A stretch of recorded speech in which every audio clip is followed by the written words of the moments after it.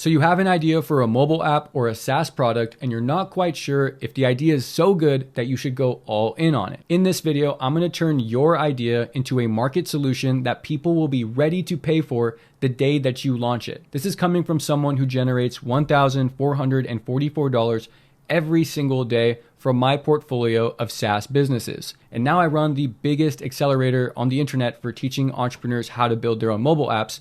And as a result, I get asked this question all the time. Hey Aleem, what do you think of my app? Does it have potential? This is the reason I developed the high intent buyer signal strategy to help entrepreneurs and founders validate if their idea is truly a need in the market and if there's true buyer intent, not just people who will use your app, but people who will actually pay. This works if you've already launched your app or if you're in the process of building, or maybe you're still in the idea validation phase.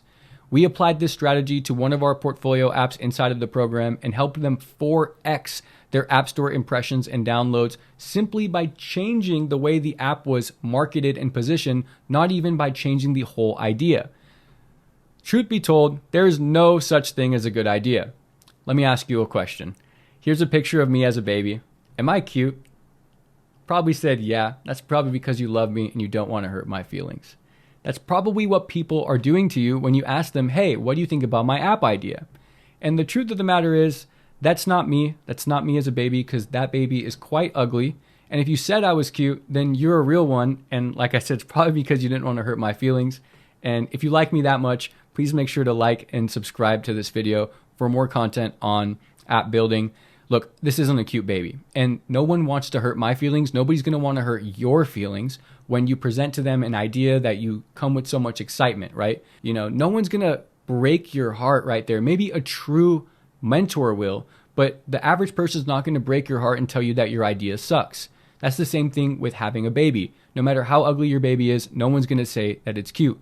So that's where most entrepreneurs go wrong. They find false indicators of market validation, such as, oh, that's a good idea, when in fact that has nothing to do with the likelihood of success for your software product. Nobody's going to be mean enough to tell you that your baby is ugly. And if you're only asking people if they like your idea or they like your baby, you're only going to get polite lies that steer you in the wrong direction and waste months, years of your time and prohibit you from actually generating what really matters. And that's real hard-earned cash, okay? So that's an invalid idea validation signal. And there are plenty of them out there that I see a lot of entrepreneurs get caught up on. So if you have an idea, work with me here. Does this sound like you? I have 124 people on my wait list.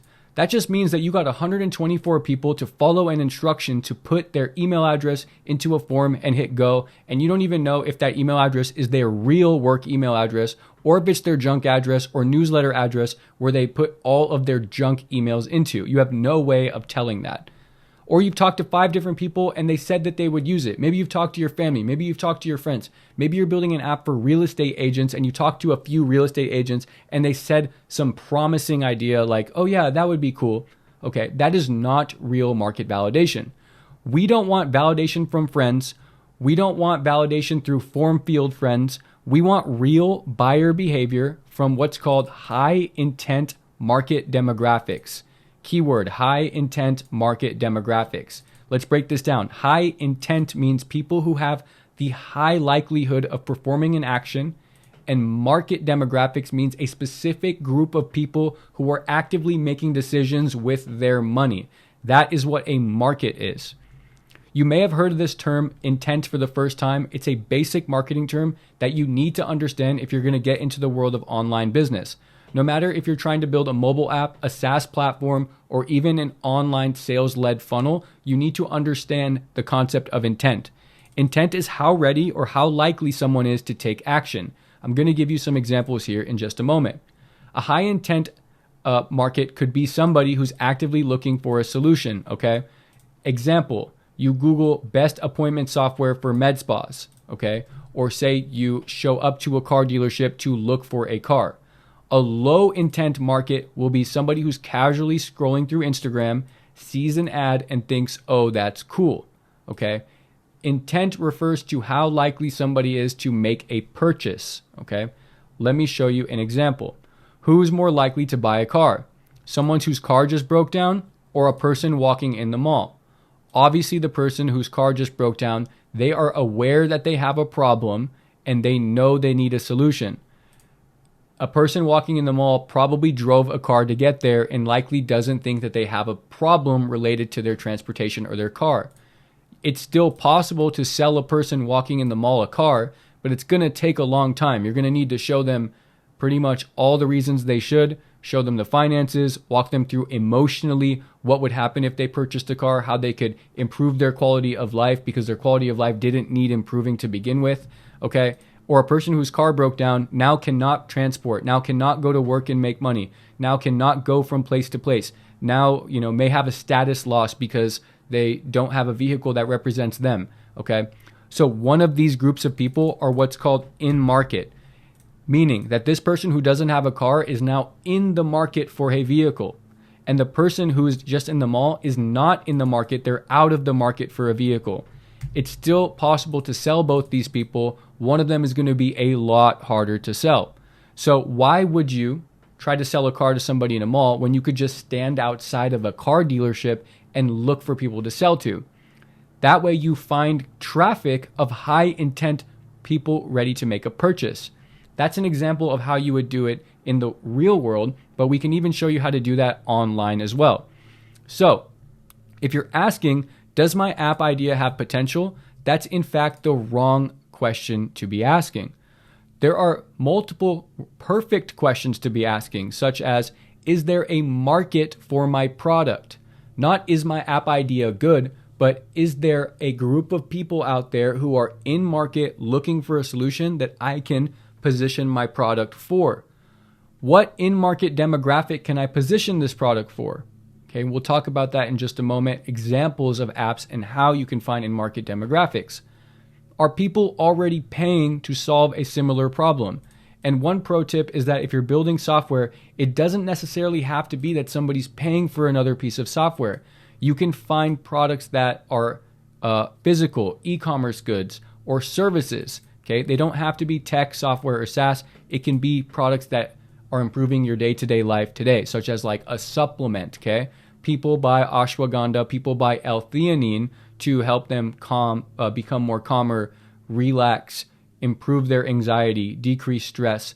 So if I'm purchasing these products to achieve that level of outcome in my real world, there's some translation to the software world as to how I could be purchasing a software solution to solve that same problem. Okay, so these are the questions you should be asking. Is there a market, and is my product offering a solution to people looking for an improvement in their day-to-day lives or their business? Okay, here's another pro tip. Don't really like this color here. Is your market even aware that they have a problem? Or are you trying to convince somebody that they have a problem? I see this time and time again where entrepreneurs are so convinced that they have a solution or that they're onto an idea that's going to be the next billion-dollar thing because they think that they can convince the world that they have a problem and this solution is going to change their lives. Okay? This is where most founders fail because they're convinced themselves. They're not letting other people convince them. They convinced themselves that they have identified a problem that the whole world has, and in reality, they're distorted by their ego. Entrepreneurs should not have an ego. We should be confident, but our ego should always be at the ground level. We should be listening to people who have done it before, listen to people who have launched successful mobile apps, listen to people who have launched successful software, and most importantly, listen to your customers who have a problem and do what they say. As entrepreneurs, we are servant leaders, okay? And the entrepreneurs out there who are emotionally tied to their idea and they're not willing to change it at all have an ego and they're already destined to fail. And I apologize if I'm talking to you. You don't need to be here today. But if you are willing to be a servant leader, which is what the greats do, the great CEOs do, they bring in people who are smarter, they listen to their customers, and they are ruthlessly obsessed over offering their passion and their services to making that customer's life better, okay? So please put the ego at the door. Let's talk about problem awareness, okay? Problem awareness is part of the 5 stages of awareness concept by Eugene Schwartz. This is a fundamental marketing concept that all builders need to understand. But you're probably asking, Aleem, like, why are you talking about marketing? Well, most builders can build. Anyone can vibe code, use ChatGPT, use Claude, and string together software. But the intersection of building and marketing is where I believe the largest gap is that is inhibiting people from achieving their monetary or capital goals. We are out here building to make money.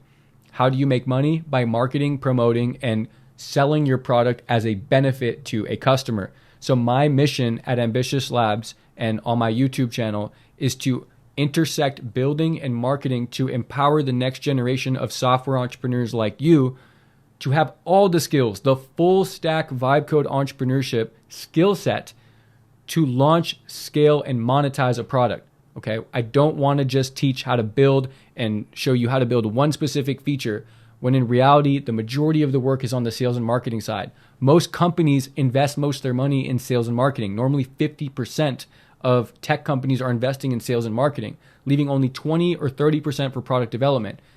That's showing you the gap where you as an entrepreneur should know that 20 to 30% of your solo business, of your startup business should be the product, and the majority of it should be how you position, market it, okay? That is the trick. Cool, let's jump into the 5 stages of awareness. First, we have unaware, which is where the failed startup founders like to hang out. They come up with this crazy idea, blockchain, crypto, big fancy words, generative AI, blockchain, and validation of user records and blah, blah, blah. And they're trying to come up with an idea and then sell it to a market that's unaware that they even need blockchain. When in reality, like, you don't need blockchain. There's a very limited set of use cases that absolutely need blockchain. Blockchain is more of a vitamin because centralized databases work just fine. Okay, this is our sweet spot in my opinion. The problem-aware and solution-aware market. Okay. These are the markets where people know they have a problem, the prospect feels a pain, and they're aware that they have a problem. Okay, for example, a person who has a lot of anxiety, they're aware that they have a problem where they can't sit still because they feel like the world is going to end. That's my problem. Okay, solution aware is after I do some research, I figure out that there are, supplements like L-theanine and ashwagandha, and I can use those supplements to improve my anxiety. I also find out that there's meditation. I find out that there's exercise. And so I start understanding the solution. Okay, so this is a sweet spot where you find people who have a problem and they know that there are solutions out there. Okay, then there are people who are product aware and most aware. This is where things get a little bit competitive. However, there's a lot of low-hanging fruit that you can sweep up from here. And I'm going to show you some strategies by the end of the video that you can sweep up some low-hanging fruit from people who already know that there are products in the market that already exist. This is when you are building a product that already exists and you're taking a competition first strategy where you are building software knowing, or you're building a product knowing that there's competitors out there, but you want to offer something that's differentiated. Okay, that's definitely possible. And I actually use this to develop one of my apps. And I'm going to show you that strategy in a moment. So your sweet spot is to find people who already have a problem and know they have a problem and know that there are solutions out there. When you do this, you are looking for people who are actively trying to solve their problem. And when they're actively in the market trying to solve their problem, all we need to do is position our product under that traffic source that they are using to solve their problem. Doesn't that make sense? Think of it like they're floating down a river, they're driving down a road looking for a solution, and we need to position ourselves as an exit on that freeway, on that road. We're not looking to, go to the mall and find people who have anxiety and problems, because that's a big group of people. We would rather find a very focused traffic channel that's already showing signs of interest or intent, right? Buyer intent to solve that problem. That takes us to painkiller versus vitamin. Most entrepreneurs are building vitamins. Our goal is to transfer that into a painkiller. And quick tip here, I'm not saying you have to redo your whole app idea. There are ways you can apply strategies to position your product as a painkiller just by updating the marketing, such as the screenshots, the title of it, and the way that you're selling the product. For example, today we had an onboarding call inside of Dreams into Apps where a New builder said they want to build an app for lawyers and they want to build an app for body shops. It solves the same internal problem, but they're trying to attack two different markets. I don't think a body shop for cars is going to purchase the same software as legal assistance for lawyers. Okay, they're two different markets and two different angles that you would attack them at. Okay, so the Painkiller and Vitamin is all about positioning. Okay, so a vitamin improves life but isn't urgent. It requires a big marketing budget to convince and educate the market that they need your product. There's little to no consequence if someone doesn't purchase your vitamin, right? A vitamin I can live without. A painkiller, if I'm hurting, I need that. So you need to think about what are the consequences of somebody not using your product. If their life is totally good with it, then you might not have something that people are ready to pay for and be obsessed over. However, if you were trying to solve a painkiller problem, that means you have an urgent, expensive problem that people are already looking for a solution for. And this is important. It leads to a loss of money, health, emotion, or time, or it significantly will decrease your status if you don't achieve this goal. For example, there are 3 categories that are almost instant painkillers if you can market it effectively: health, wealth, and relationships. All humans biologically need these 3 components in their life to achieve happiness or to achieve full, peak human existence. Okay. So you're probably now wondering, hey, Liam, how do I find these? Well, that's where high intent buyer signals come in. Let me show you some examples. Number 1 is the web app exists, but mobile app doesn't. Okay, inside of our Dreams into Apps community, I actually have some strategies here on how to identify painkillers. Here's one strategy that I have, which is the web app exists and mobile app doesn't. This also ties into a strategy for people building enterprise software, but they forget to serve the smaller markets. So one of the easiest ways to validate a product idea is to look for successful web apps that haven't yet expanded into mobile. For example, this is how I came up with Closer Coach, which is currently at 15K ARR. I found that there was this YC-backed company called Hyperbound, and YC just funded them $500,000, if not more, to build an AI sales coach. And it looked like the market they were trying to attack was the enterprise market. And I knew that because on the home screen, I see that they're opting people for demos. Demos is a very high-touch enterprise sales strategy. And I was like, this is a really good app that I think the mass market could use. Let's build a mobile solution so that we can tackle solopreneurs and on-the-go sellers. Okay. This is a major strategy that we have seen time and time again, where you have big players raising a ton of money, serving a big market, and there are smaller markets that become aware of a solution. That's also a pro tip.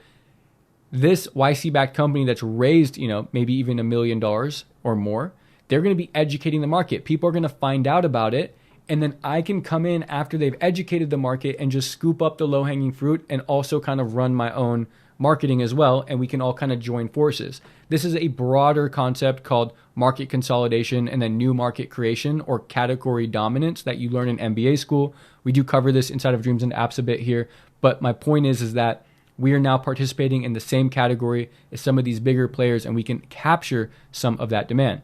Okay, this is one of my favorites, which is a Reddit thread citing pain. I'm going to wait to share this one with you because there's actually a real case study that I'm going to get into down here where we'll talk about Reddit. Okay, then like I said, people paying for similar solutions. If you know that people are out there trying to solve a problem one way or another, for example, you're building a lead gen app for med spas, you know people are paying for lead gen. Well, what if you built an app, this is a really good app idea, where people can take a picture of their face and it uses AI to suggest maybe med spa treatments, and then you could even quote them, generate the lead, and send them to a local med spa. You can sell that app to local med spas, and you could even run ads for that med spa, and ads for mobile apps are way cheaper. You can generate leads for like $3 to $4 and have people taking pictures of their face using AI to give them a personalized med spa routine, and sell that app to med spas for thousands of dollars license, or even a monthly subscription, and just scale a med spa SaaS business. Okay, that's one really awesome opportunity, because med spas will be paying other solutions for leads. Like they might run funnels, they might run Facebook ads, but what if they had their own mobile app? leads, every business needs leads. And if you can build mobile apps that help people generate leads for cheaper, it's a fantastic opportunity. Here's another pro tip as well, which is poor reviews from other apps. This is so overlooked, and it takes a sharp entrepreneur to identify this as a true opportunity. But when you find products that have poor reviews, you actually create an opportunity for yourself to fix those reviews and serve that customer who wasn't able to fulfill their desire. For example, I found this AI lawyer app on the App Store, which has a 2-star rating for 1 rating.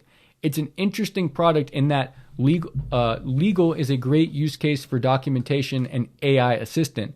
And it looks like somebody was trying to use this app, but they weren't able to fulfill their desires, so they left a poor review. Look, this person literally paid $60, and it said 90% of the time it won't even open, and they paid $60. Meaning you have $60 waiting for you on the table right now. If you can just build an app like this that would solve that person's problem and actually just work. All you need to do is get it to work, okay? And here it says, every question I have tells me to research, biggest waste of money. So you have $60 here and $60 here. You have a free $120 waiting for you right now just to build an app called AI Lawyer that works. And if you have experience in the legal market, or you have connections or people that you know who are lawyers, you can partner with them. There's another bad review, another bad review, another bad review. People are giving this app money because they are lawyers and they are likely wealthy people who make good money, and this app just doesn't even work. So there's $60, $120, $180, $240, $300 in business right here that you can grab. Poor reviews are a gold mine for winning product ideas, okay? Now, what if I told you that you could keep your product the same and just use the power of positioning to transform from just an app idea into a market-ready solution? This is a long-winded way of saying, if you just change the way your product is marketed, you could turn it into a money printer machine. And that's what companies do. Like, companies will buy products with good features because they know that the developer who made them probably spent a lot of time on the features and they didn't know how to market. So we can just strategize how we market and turn our app into a cash printing machine. And the harsh reality is that calorie tracking apps are highly competitive and commoditized. There's so many of them out there. So we needed to position this app to have an outcome that no other market on the app has without changing its features. The builder of this app actually built this really cool visualization that helps you kind of track how food is traveling through your body. So we started working together to identify what painkillers we could attack. And one that we found was actually after searching, I can't poop on Reddit. I'm not sure what popped into our head, but we were like, oh my goodness, if you can track how food is running through your body, you can probably improve people's digestive systems. So we were trying to figure out painful marketing angles. What's more painful than not pooping for 7 days or 14 days straight? Can you imagine what life would be like if you didn't poop?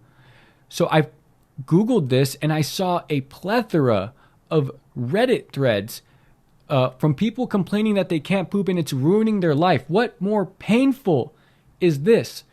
Then I saw somebody posted, Linzess can be a godsend. I don't know how well known it is, but it's incredible. This person said, I was in the same situation before I was prescribed Linzess. Linzess must obviously be a prescription, right? A drug. And they're ranking number 1 on this Reddit thread. Imagine how many people picked up their phone and said, hey doctor, I can't poop. Other people are saying Linzess is working. Can you give me Linzess? Imagine how much money Linzess made. So Reddit, one of my first businesses that I'm about to share with you actually, was a Airbnb app for season tickets. My co-founder Aaron raised $500,000 to build it. This was our first startup. We thought fans wanted an easier way to share season tickets. So we built an app for literally a year straight that was like the Airbnb for season tickets. Okay. We did that because we found that sharing season tickets on Reddit was a very popular thread. And we, back even in the day, we saw that people were always asking like, how do you share season tickets? And people would share like their, Google Sheets and Excel spreadsheets on how they did it. And so we were like, okay, there's some demand here.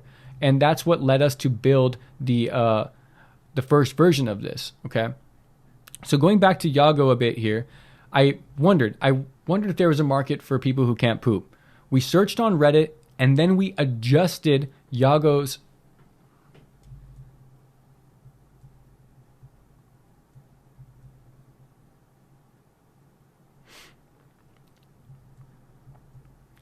Cool. So going back to Digest Track here, we went to Reddit and searched if there was a demand.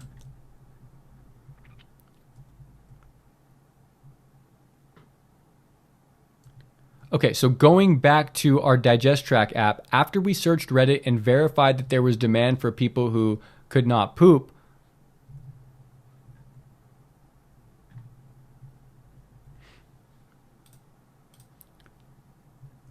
awesome. So going back to Digest Track, after we went to Reddit and verified that there was demand for people who could not poop, we readjusted the positioning to be Digest Track Food and Poop Tracker, and we adjusted our marketing copy to be never struggle to poop again, say goodbye to constipation, see the journey from plate to toilet, log your meals, watch your gut react, and we positioned this as a bowel improvement system. And that is what skyrocketed this impressions, and now it's much easier to market the app as well. Me and this builder are working together inside the Dreams into Apps Growth Accelerator, and we're actively scaling this app. We've already 4x'd the impressions within just a couple weeks of working together, but that is mostly because we identified hardcore consumer pain points. As a bonus, I found this tweet from Ernesto where he indicates 17 B2C app pains that will never go out of business. Each one of these improves the quality of a consumer's life, and if you can position your app to attack any of these improvement points, you are going to make money, and you are going to already be in a market that people are looking for solutions in. You can't focus. People need to focus to make money. If you can't sleep, you're not going to be healthy. If you don't lose weight, you're going to be fat. If you don't boost testosterone, life is going to be tough. Social anxiety, diet, debt, no time, love life, corn use, phone addiction, fitness motivation, hair loss, skin health, fitness, mental health, building better habits. These are all opportunities that you can solve. So if you have an idea and you want to know if it's a painkiller or not, I've actually written you your own ChatGPT prompt. You can just copy this whole prompt, paste it into ChatGPT. ChatGPT will have a conversation with you to learn more about your product, your idea, and give you a fully customized painkiller score to see if your app idea is worth it or not. Furthermore, I've also given a list of a couple ideas that are top of mind for me right now. If I was looking for a micro SaaS or an app idea, these are some things that I am looking at. So feel free to screenshot. I will also leave a link to this Figma file in the description so that all of you can have it for free. And look, if you are excited about building your product and you want to work with me one-on-one, you can use the link in the description to apply for the Dreams into Apps Accelerator, where I'll help you validate, position your app, build, grow, and scale your startup. We've been crushing it, over 1,100 builders, and we're adding about 20 to 30 new builders every single month. And if you want to be next, click the link in that description and make sure that you like and subscribe for more free content on apps, startup, and entrepreneurship. I'll see you in another video.